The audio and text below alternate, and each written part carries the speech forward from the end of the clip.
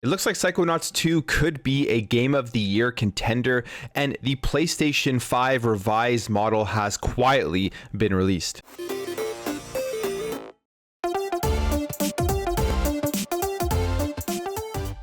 So Psychonauts 2 is now getting review scores, and it looks like it is doing extremely well. It is one of the most anticipated games this year, at least for me and for a lot of people who are fans of the original Psychonauts and just Double Fine games in general. It is releasing on Xbox Game Pass on day one, but also it is multi-platform because it is a game that they were working on previously before Xbox acquired Double Fine. Now, like I said, the reviews are coming out. It has a great score on Metacritic and just overall great reviews everywhere. But I don't want to be hypocritical because I've talked about this with previous games for Xbox, for other consoles that get bad reviews on Metacritic and just bad review scores overall. And if it's a game you're interested in, I always say just ignore the reviews. If it's a game you really want to play, you've been excited for it, and you were excited to play it before you saw the Metacritic score, and people have been using the Metacritic score to kind of bash the game, I always say try it out for yourself. I've done this with multiple games before. I just ignore the reviews if I'm interested in it. One of my games I always bring up that I actually had a ton of fun with that had terrible Metacritic reviews and terrible scores was Crackdown 3. And even though Psychonauts 2 has a great review score, I haven't played it yet, so we'll have to wait and see how much I enjoy it, but it is looking very good because I love 3D platformers.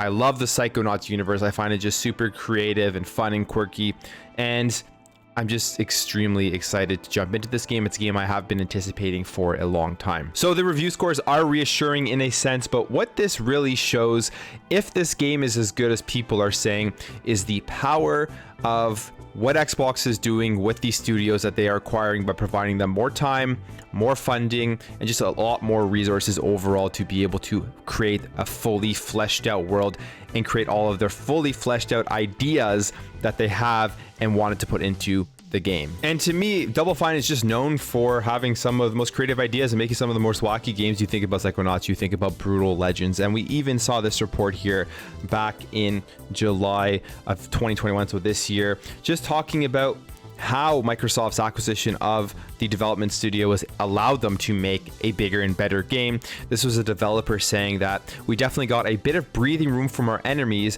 that were on the tail end of things that needed some more love. The extra time meant Psychonauts 2 got some brand new features, which the team initially did not plan, including the ability to build the game's big boss enemies, lead environment artist Jeff Solis says. So this is some of the big reasons why I think Psychonauts is doing so well right now. The game probably still would have been great, still would have been very wacky and interesting if Microsoft hadn't stepped in and purchased Double Fine Productions, but I think it's a prime example of when a huge company like Microsoft comes in and purchases these developers. A lot of people get worried and scared that they're just going to push all these corporate practices onto them and they're going to ruin the beauty of the game that they were trying to create. And I think Microsoft and Xbox have done a great job not doing that so far, and we're seeing gamers reap the rewards of that with Psychonauts 2, which is going to be out in 2 days. So I'm just extremely excited to play this game, and I can't wait to jump in. I mean, it's a 3D platformer, one of my favorite genres. It looks super colorful. The graphics look really,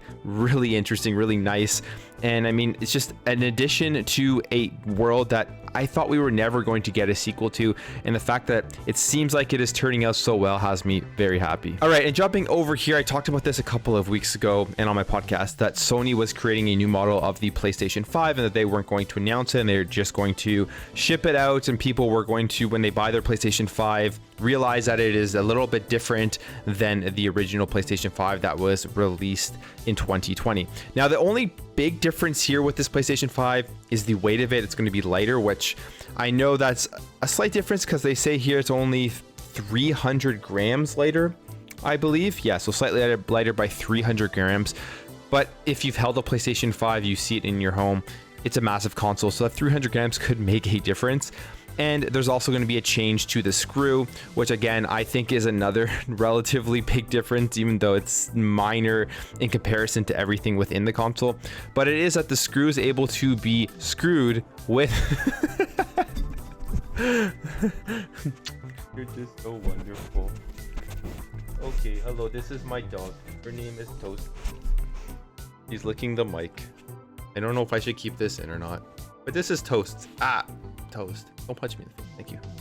Love you. All right, so back to this. Sorry, that was Toast who came in and distracted me. But they have the new screw which you can twist by hand, and I've talked about the screw and the stand overall many times about the PlayStation 5 and just how annoying it is having to switch that stand.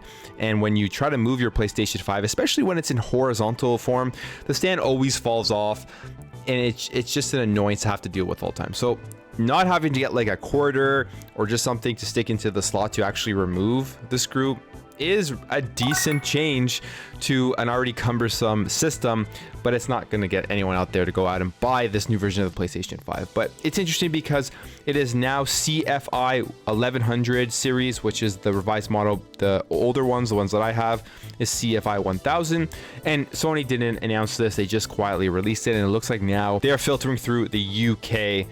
So if you live in the UK, you don't have a PlayStation 5, if you're able to get one, if stock comes in, you're probably going to get one of the newer models of the PlayStation 5. Anyways, guys, that's it for me. Let me know what you think about this in the comments below. Are you excited for Psychonauts 2? And what do you think about Sony quietly releasing the revised version of the PS5? If you enjoyed this video, make sure to hit that thumbs up button if you're new here and you like what you see throughout this video. I really appreciate you hitting that subscribe button to help this channel grow and help grow this community so we can have great conversations in the comments below. Thank you again for watching. Thank you for your support, and I'll catch you in the next video.